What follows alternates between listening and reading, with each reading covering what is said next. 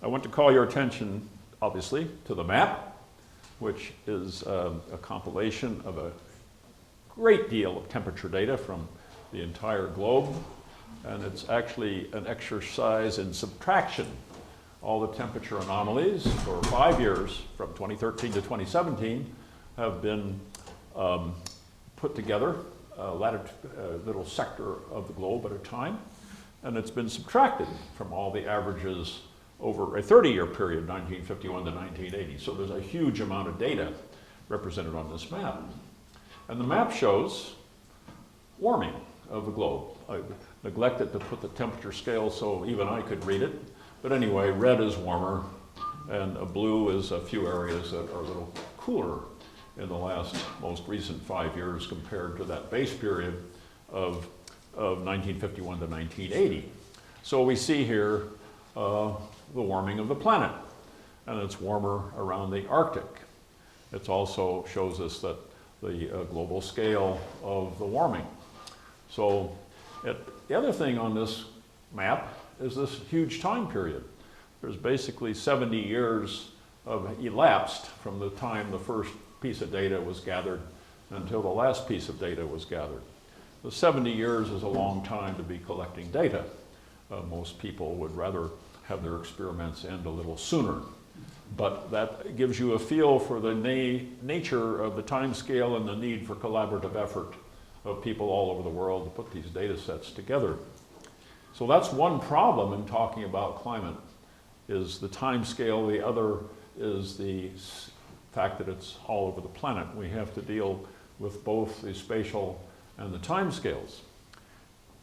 I've wrestled with how to do that in giving talks. I started off doing graphs and results and impacts, and gradually I've decided that because of the time scale, this is what year is this? 2018, and the projections now run out to 2100, so that's another 80 years. So you add the 70 to the 80, that's a 150-year time scale. So it's a very long play, basically. It's a very long play. We're interested in what happens over that 150-year time scale. So I've broken it into 3 acts, and let's look at the first act.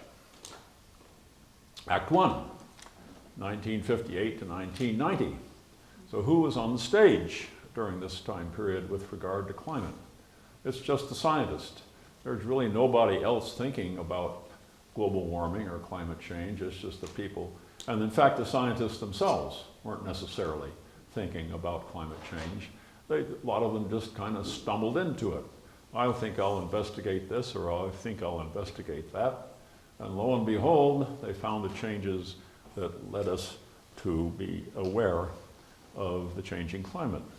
So I just have pictures of 4 of them here, and you're only going to learn about 2 of them.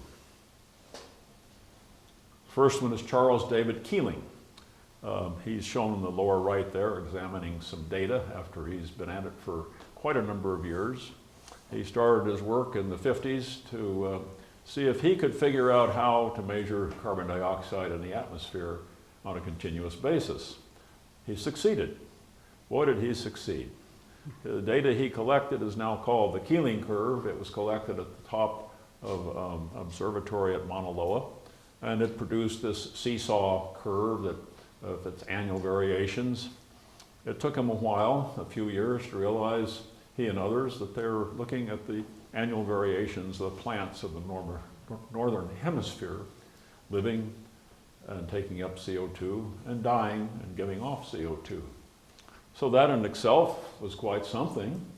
And after a few years, they noticed that these seesaw curves were rising, and that's that black curve that goes up to the right. And that's us humans. We are digging up carbon and burning it and making carbon dioxide. So it managed to keep this thing running for all this time. And they've also been running them all around the world. Our second actor to appear on the stage in Act 1 is James Hansen, climate scientist with NASA.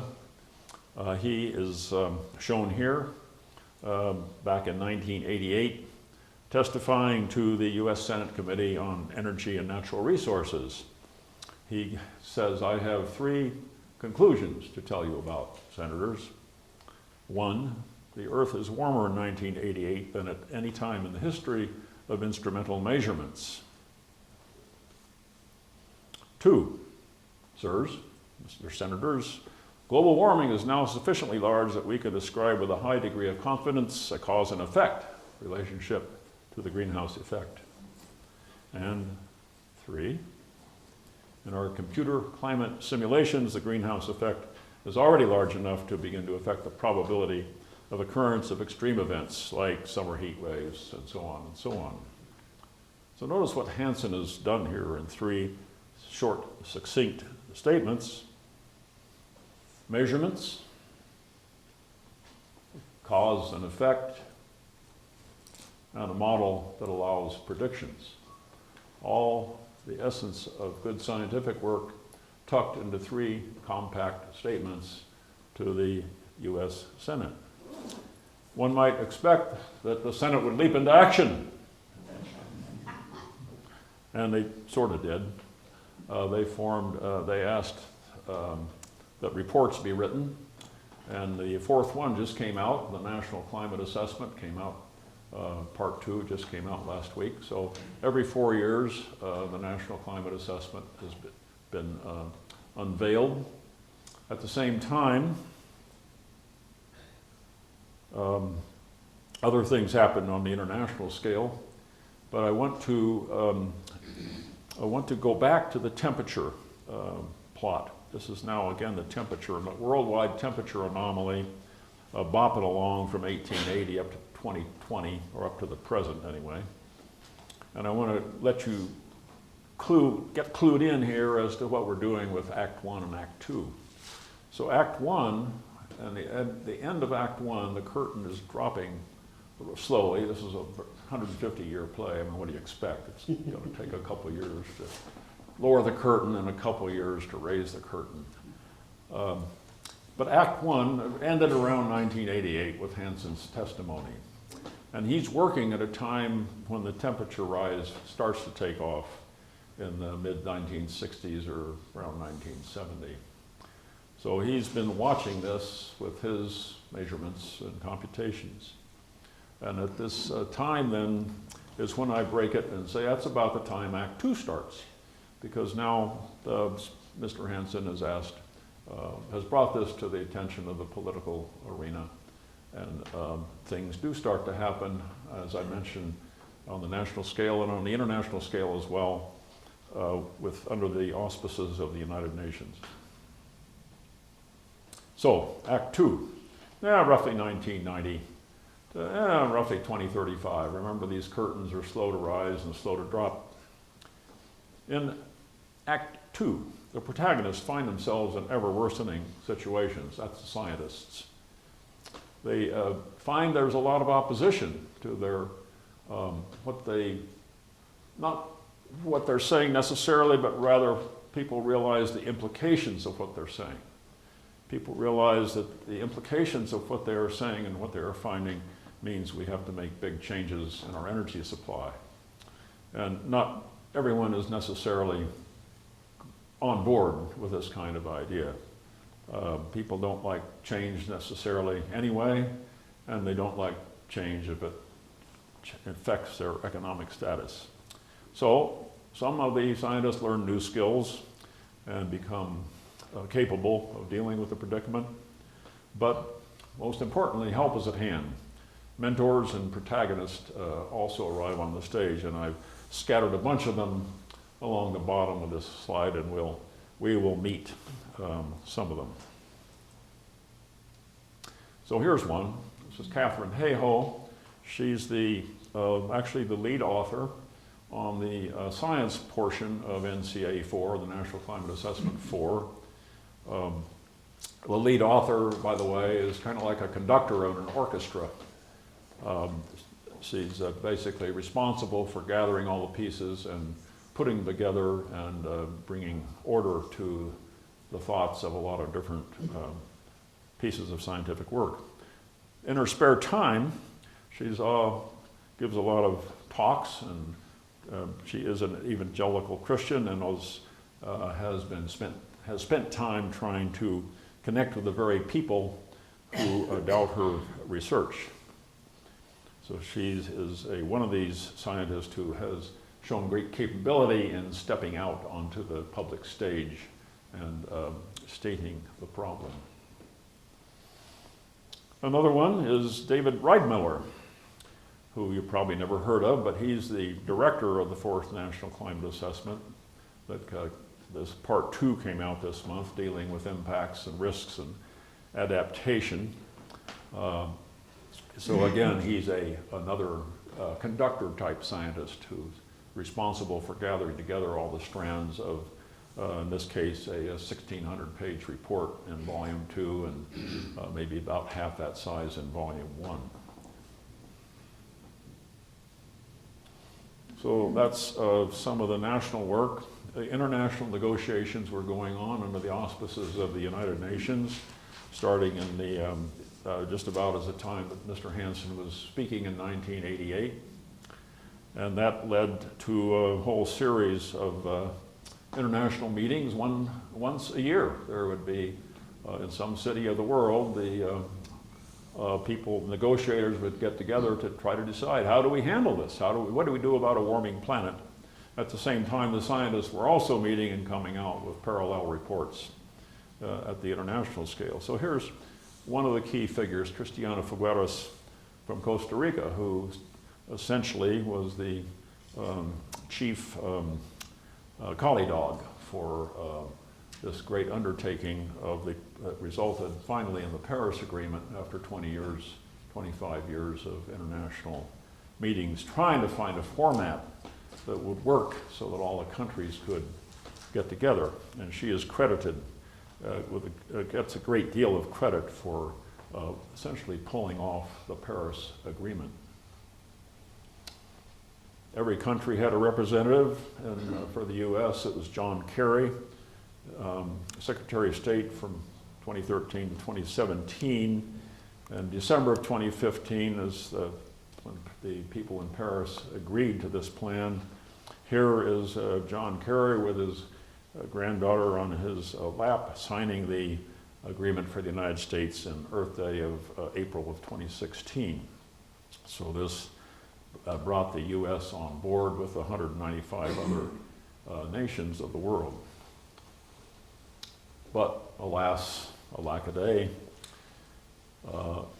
not just June of 2017, the United States, the presidency of Donald Trump, announced a withdrawal from the Paris Agreement. And he was not without support, as this text says. Many high-profile Republican leaders, their names are given there, argued that remaining in the Paris Agreement would interfere with their attempts to roll back the regulatory burdens in the United States. So he did receive help. He also received a lot of advice not to pull out. It's a triple tragedy that we did withdraw, although withdrawal is technically not yet complete. Number one, it puts the U.S. in a position of breaking their word on an international agreement. Number two, it separates the U.S. from an important initiative. And number three, it makes it hard for us to talk to the other players about climate change, particularly China and Russia and India.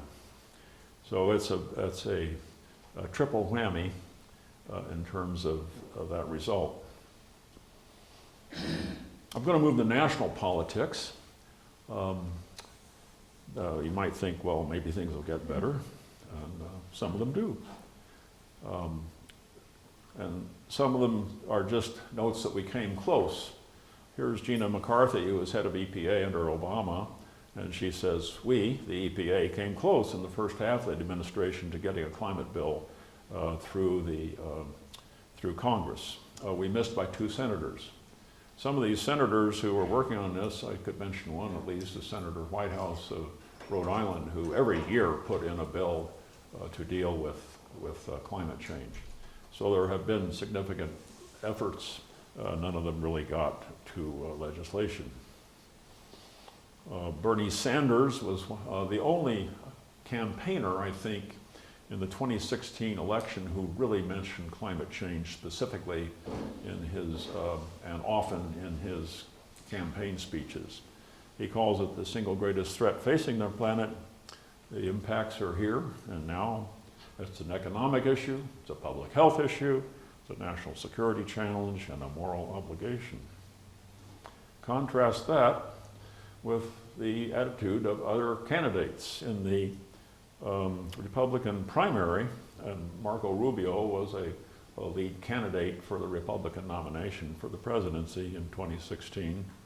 Here he is in Iowa saying that to a crowd that he does not support policy aimed at curbing climate change, that it would destroy the American economy without helping the environment, and it would cost hundreds of thousands in jobs.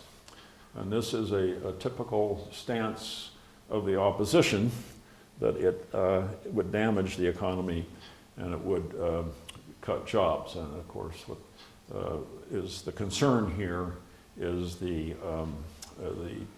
essentially the infrastructure that's been set up to supply us with energy would have to change.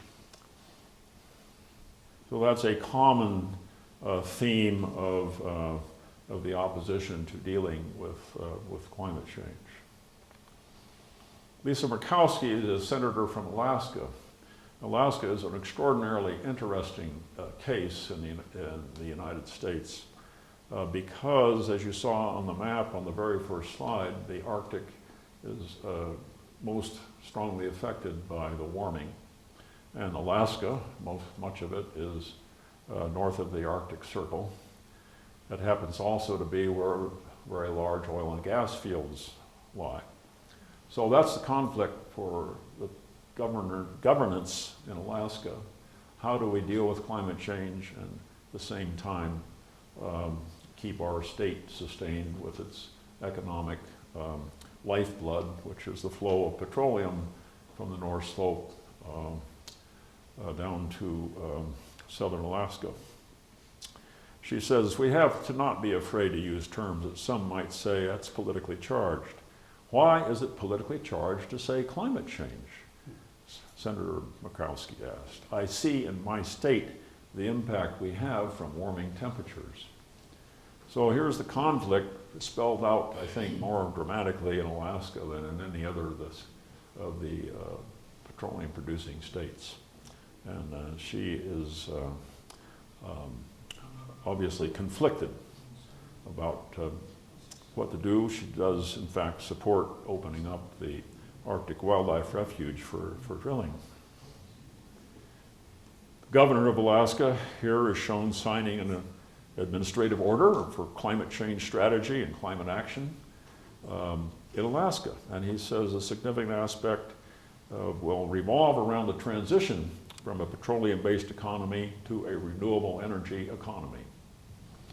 And that'll be a critical and necessary focus going forward. Wow. Okay, so he's got the same dilemma here that the senator is wrestling with.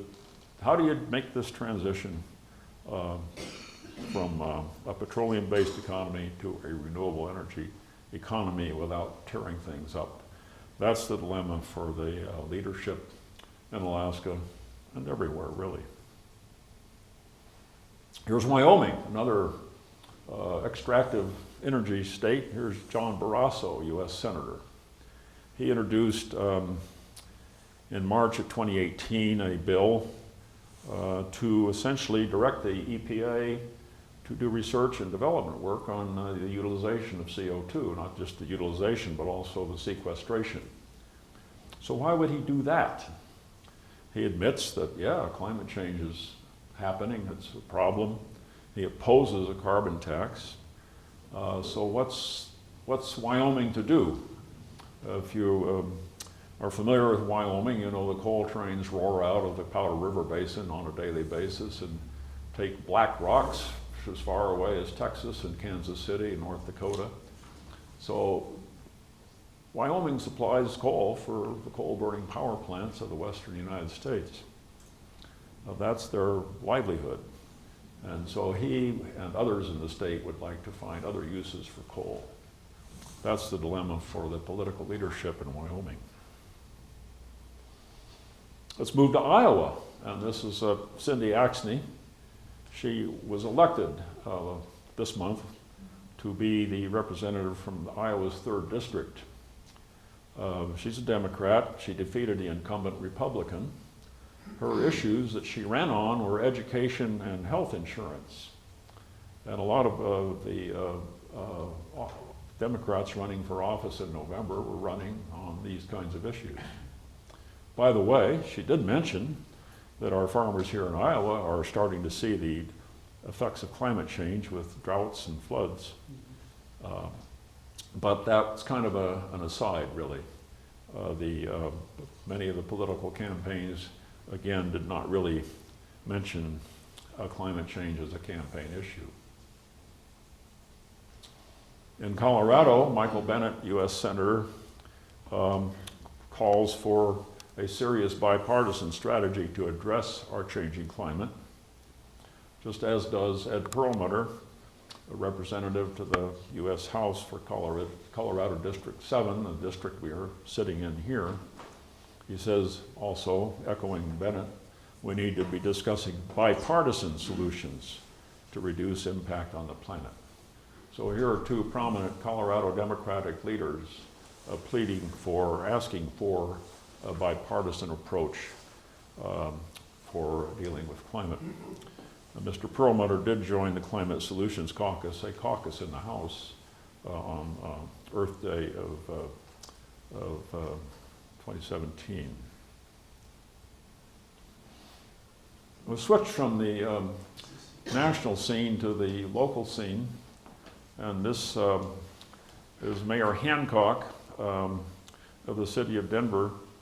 When we did break away from the Paris Agreement, Mayor Hancock, along with a lot of other mayors in this country, signed something called the Climate Mayor's Letter, more or less in reaction to this withdrawal from the Paris Agreement. And has done a lot, as well as have previous mayors of Denver, in the work to make Denver a sustainable city. And sustainability can be interpreted in different ways by different people, but in general, it's essentially paying attention to how you use energy and how you move materials and how you account for how you move people around, how you design your transportation system, or in many cases, how do you redesign your transportation system. He also chairs the meeting that Martin spoke about that he attended today, the annual meeting on sustainability that actually draws in people from cities around Denver, and it's quite an affair, as Martin told you. So I should also have put up pictures of the mayors of Lakewood and Golden, both cities that have also moved ahead in terms of drawing up a sustainability plan and taking action on it. Other cities in the area are also moving forward on these issues. This whole matter was brought to attention by, I think, very firmly by Mayor Bloomberg of New York City. I put a book out on the table out there called Climate of Hope, written by Bloomberg and Pope. And Bloomberg was very active in essentially in getting New York City ready for the adverse effects of extreme weather. And those efforts, of course, were accelerated when Hurricane Sandy hit New York City a few years ago. So the important point here is that the cities have a great deal to say and to do with regards to climate matters. Education. So we've kind of gone from the top, from the political set, and now the question is, how do you get the political machine to move? And that depends really on the citizens, particularly in a democracy. So if the citizens know about the problem, they're more likely to say something. And that rests on the world of education. Well, one at a time, really. This is one example. Jennifer Pierce, a professor of geology at Boise State University. She works with local educators in Boise on climate change topics. She writes op-eds in Idaho newspapers about the climate issue. And she does presentations and radio interviews when she can get away from her academic work. I like to show her because she essentially grew up in this church and was a frequent face here years ago. Students. This is students who, along with staff at MIT, formed an organization called Fossil Free MIT. And here they are with their banner. They were essentially a movement to divest, to urge the Institute with its monies to divest from fossil fuels. And they did not succeed. But a lot of divestment action has occurred in the investment community. And they did serve as a goad, I think, to get MIT really thinking and coming to grips with the climate issue. So that they have now a number of programs in different different formats and different research efforts to deal with climate change.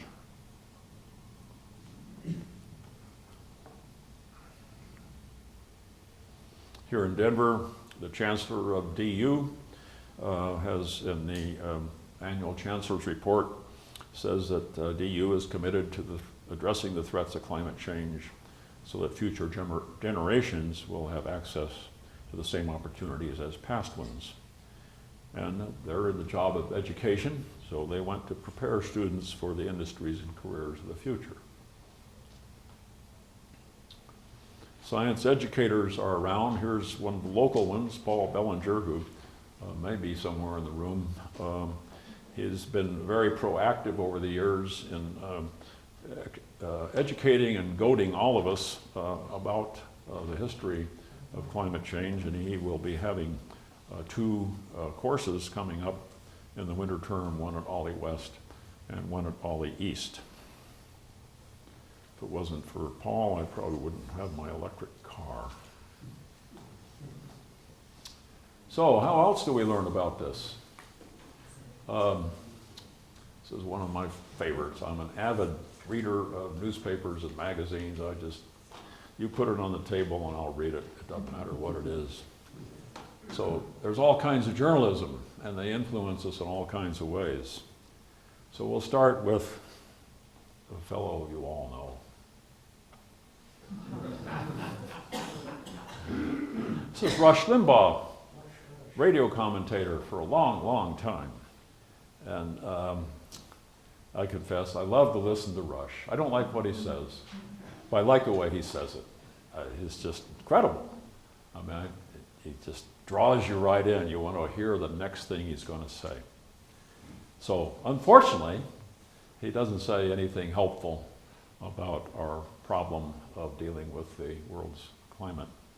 And here he's saying something negative about the way the hurricane approaching Florida.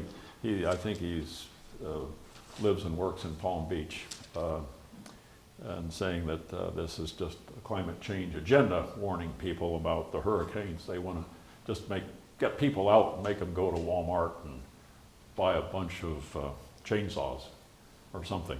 I can't remember what he said. But anyway, he says a lot of things that are more injurious than that. And I use Rush more as a symbol of the talk radio, with right-wing talk radio, which I think has, over the years, through repetition, has done a great deal of harm in terms of preventing us from moving forward. So how do you counter that?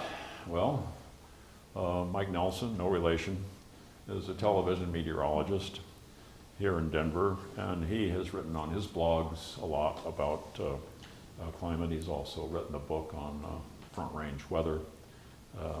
So he says here, with the gradual warming of the planet, our regional climate is going to be drier on average over the next 100 years. We're going to have more wildfires, lower water levels, and more frequent droughts.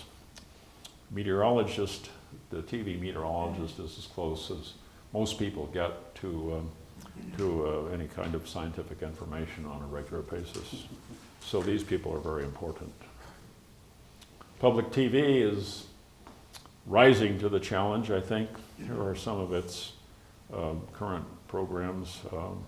I was able to watch some of the Sinking Cities series. There are others. So they're doing their job. A rare species in our country is the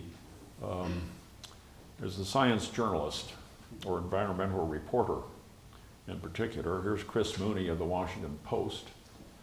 You'll see his columns fairly frequently in the Denver Post, as well as Alan Best's. I didn't get a slide in for Alan Best. Anyway, this is Chris Mooney. It's the second best. Works for the Washington Post. Here he covers fires, he covers hurricanes, he covers the international meetings of the International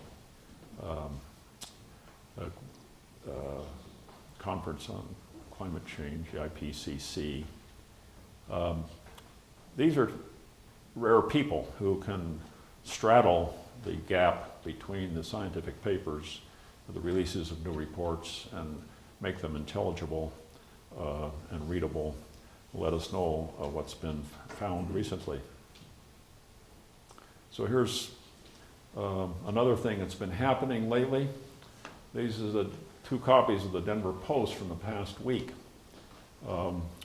Saturday, November 24th, the headline or the banner on the right is Climate Change is a Threat. That's their report on the National Climate Assessment,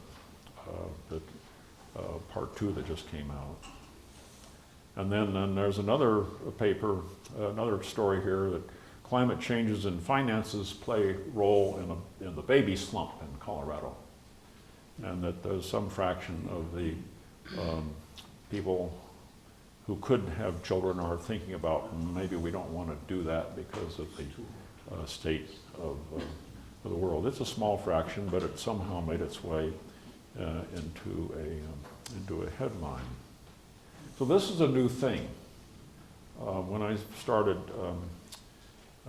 thinking about these issues 4 or 5 years ago, you did not see climate change in any headlines in the Denver Post. You didn't see much in the way, if you had to kind of know and read the backstory to even see the influence of climate change in many of the lead stories. That's not true anymore, that's changed. And you now find a lot of letters to the editor and a lot of op-eds dealing with the issue.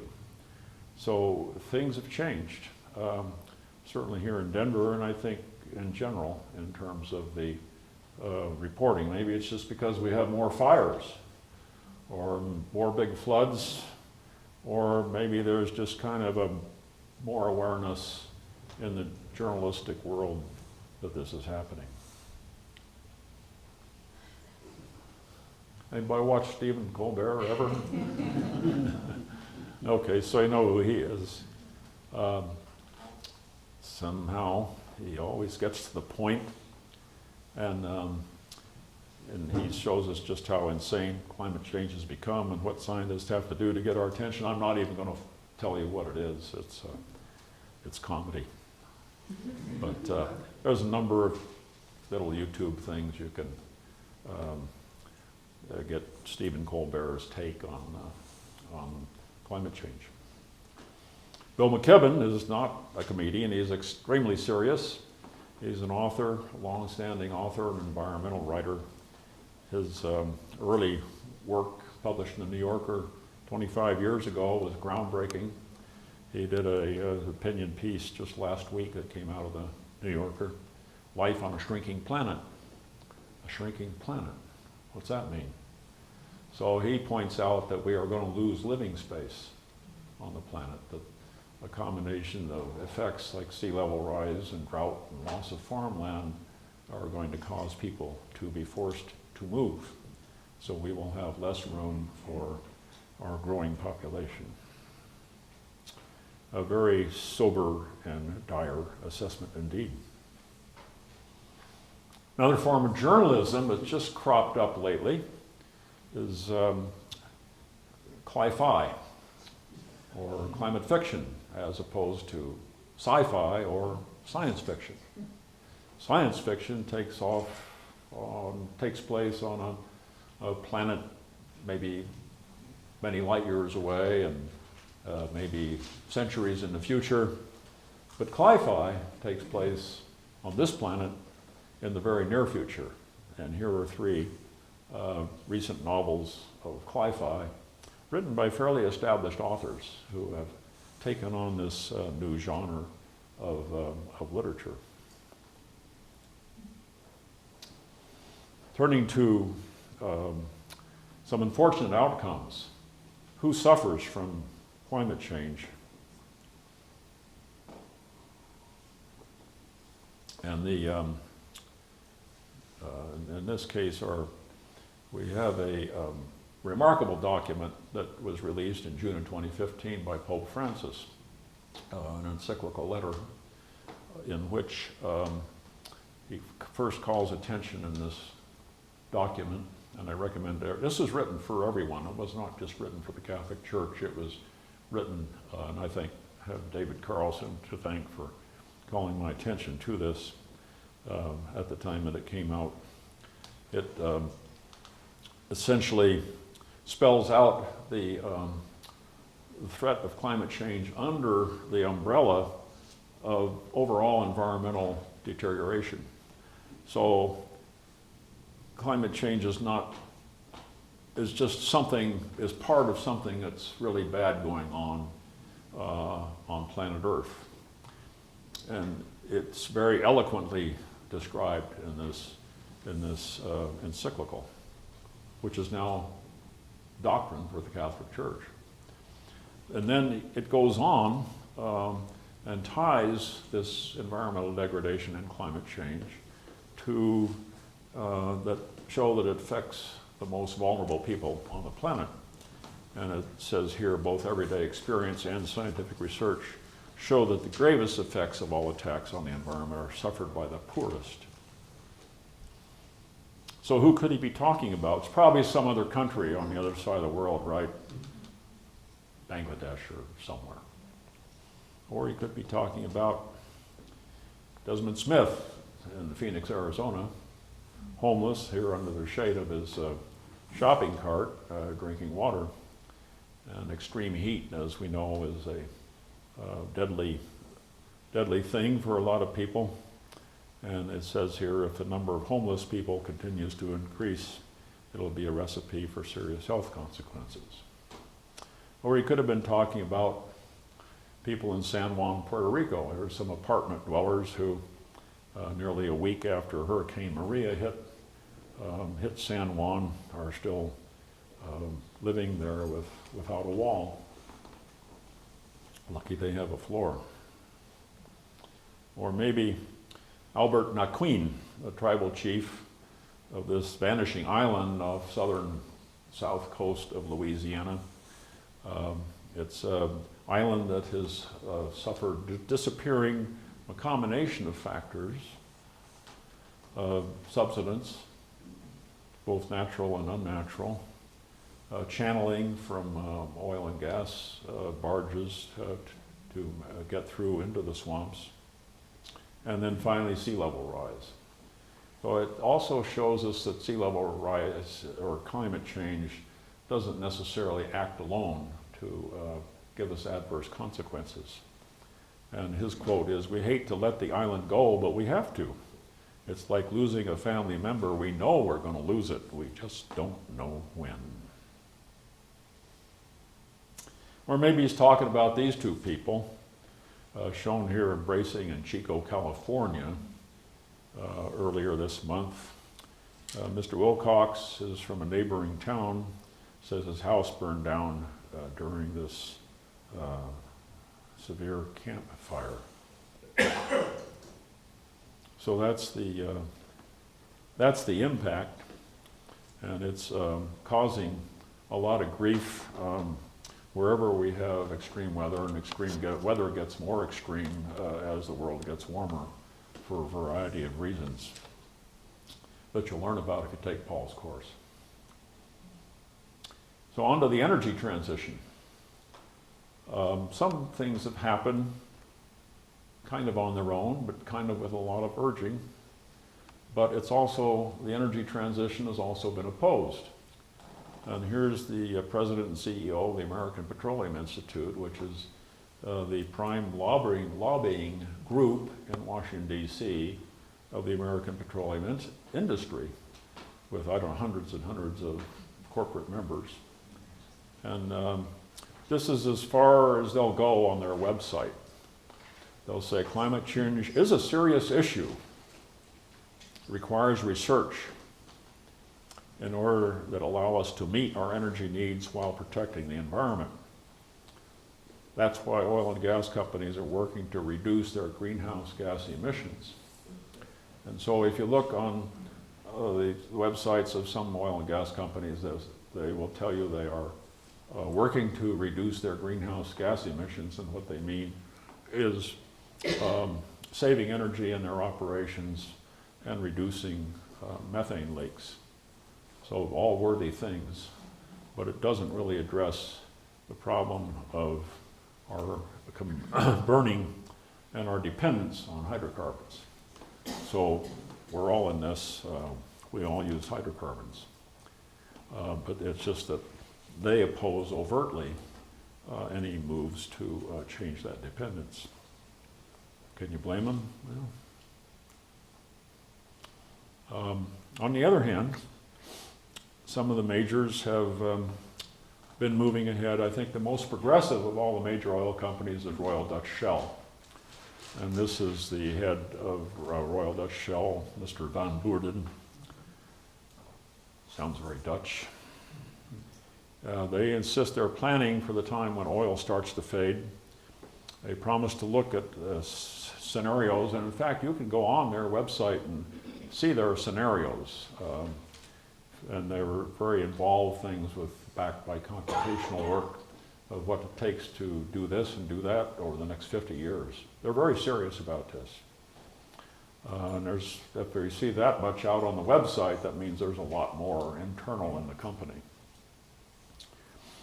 So they want to remain competitive, and they also know what's coming. In the lower right corner, you see a charging station for electric cars, and that's located at a Shell gasoline station.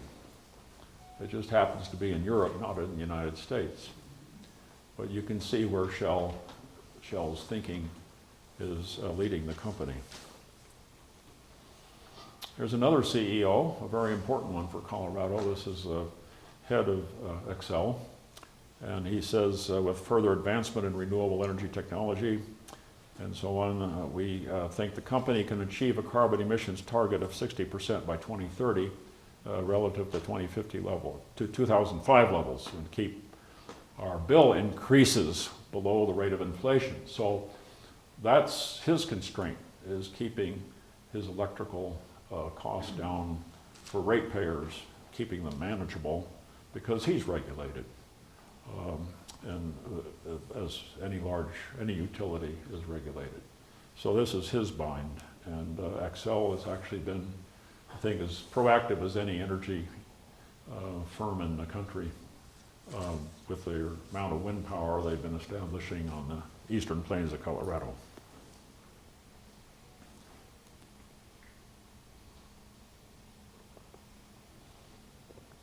Here's somebody I'm sure you've never heard of.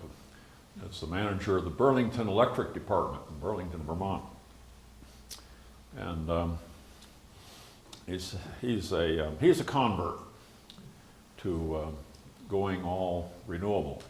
And Burlington is the first city in the country to run entirely on renewable energy.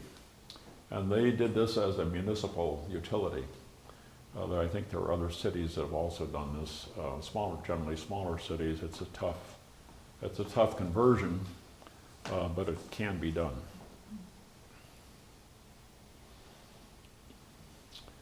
Warren Buffett does a little investing now and then. His holding company, Berkshire Hathaway, has spent about $17 billion on renewable energy in the last 14, 15 years. And he spends a lot of it in Iowa, or not he, but the American, American Midland Energy, the utility that's based in Iowa. They have 28 wind farms in Iowa alone. Why Iowa? That's curious. The reason is that Iowa, about 15 years ago, instituted a favorable tax situation for wind power. And so wind power took off in Iowa. Iowa has no petroleum resources whatsoever. So there's no political blowback from that. And so Iowa leads the nation in terms of megawatt hours per capita. Although there's plenty of wind power in other states in the Great Plains as well. There's a local businessman, Jim Smith. What does Jim Smith have in common with Warren Buffett? I bet he'd like to know too.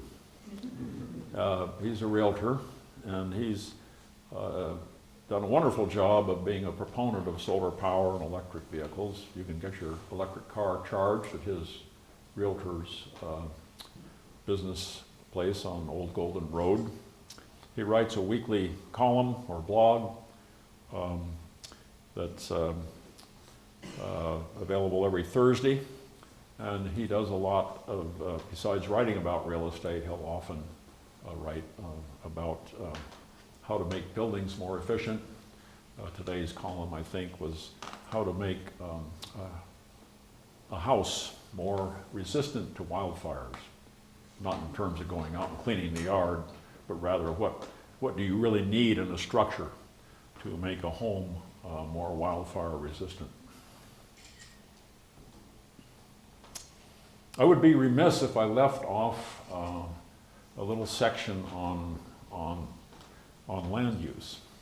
So I threw this in just to kind of keep our mind focused on the issue of land management. Here's a biologist with the Nature Conservancy. He was the lead author, again the conductor, on a massive study that the Nature Conservancy published about a year ago, just synthesizing a lot of worldwide data on how forests, wetlands, grasslands, and agricultural lands give off and or take up carbon. So the carbon cycle is governed by the plants of the world, as well as by the oceans. It's the plants that we humans manage. We either tear up forests and plant things, or our farms are constantly being churning the soil. So all these have effect on the carbon balance. And their studies show that with proper management, that natural processes can really help to stabilize the warming. Something we don't hear about much. Here's an example in Lamar, Colorado. This is the May family, and they're ranchers, not farmers. Native grasslands will sequester carbon because they grow grass, whereas plowing would release carbon in the atmosphere. So what it means is that keeping the land unplowed is worth something, and there's a new market of carbon offsets that allows people to essentially trade, make swaps, financial swaps to support people who want to keep their land in a natural state. And that's seems to be happening in this case. Off in the Midwest, here's Mr. Milligan, a farmer in Cass City, Iowa. He has just recently started to manage his farm in a different way, and he's joined with a project that started by Kellogg, a major food company. So he's getting technical help into how to essentially reduce his carbon footprint. So why would Kellogg be interested in such a thing? Well, the food companies are very, very sensitive to the whims of the consumers. And by golly, if you just go out there and say, I want organic produce, organically grown grain in my cereal bowl, that's what they're going to do. They're going to produce that. And so the food companies are slowly, are very interested in helping Mike Milligan with his efforts, because his product helps their bottom line. So the consumer does have a lot of sway taken together. Now we get to a real favorite topic of mine, putting a price on carbon. Why would you put a price on carbon? Well, to make it more expensive. So we burn less fuel. And if you burn less fuel, you put less CO2 in the atmosphere. So this is kind of the flip side of land management. This is cutting off the supply of CO2 that keeps piling up. CO2, unfortunately, is a cumulative effect. You put in a little each year, and by golly, it stays there. It doesn't go away. So every increment that we produce each year is added to the atmosphere. And here's one of the, if not the lead theoretician of pricing carbon, is William Nordhaus, an economist at Yale University. And about 2 months ago, he got one of these phone calls. I don't know if he was expecting or not. They always say I had no idea it was coming. I would get the Nobel Prize, gosh. But anyway, he got the Nobel Prize in economics for work on environmental economics. So why did he get that? Well, he has, I assume with his students, worked for years to build economic models that incorporate the carbon cycle. So he has the geophysical carbon cycle built into his economic model. And that economic model then allows him to make statements about what the carbon price should be to achieve such and such a result in the global economy. These are very useful things because it tells us what kinds of prices we need to put on coal and oil and natural gas in order to achieve what kind of effect over what kind of time frame. So that's what you need in order to implement a policy. There's this book, The Climate Casino, in which he has written for the layman the results of some of his work. So who in the world wants a carbon tax? Sounds like depending who you are, a really good thing or a really bad thing. Well, the answers are a little surprising. First of all, the CEOs of Royal Dutch Shell and BP have come out for a carbon tax. If you don't believe me, check out the website. Senator Lindsey Graham has come out for a carbon tax. The Vice President for Research at MIT has come out. Maria Zuber has come out for a carbon tax, as well as a whole bunch of students at colleges all over the country who are Republicans. Hank Paulson, former Secretary of the Treasury, has very definitely come out for a carbon tax for quite some time now. Janet Yellen, who recently stepped down from chairing the Federal Reserve Board, has come on board for a carbon tax, as well as Elon Musk, an inventor. And then, of course, there's Mark Reynolds. Who? Who is Mark Reynolds? Well, Mark Reynolds is the head of this organization, the Citizens Climate Lobby.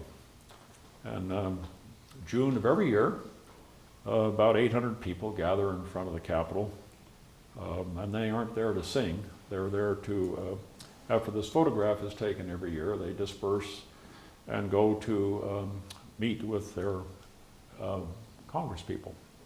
So every office in the House and Senate, I don't know, 500 of them, are visited by these people who are lobbyists, amateur lobbyists. Somehow Mark Reynolds has persuaded these people to come to Washington at their own expense, attend the 2-day meeting in a hotel at their own expense, and then go out and lobby in Congress. I don't know if there's any other organizations who have pulled this off, except maybe the Friends Committee and a few other small ones. But that's what we do.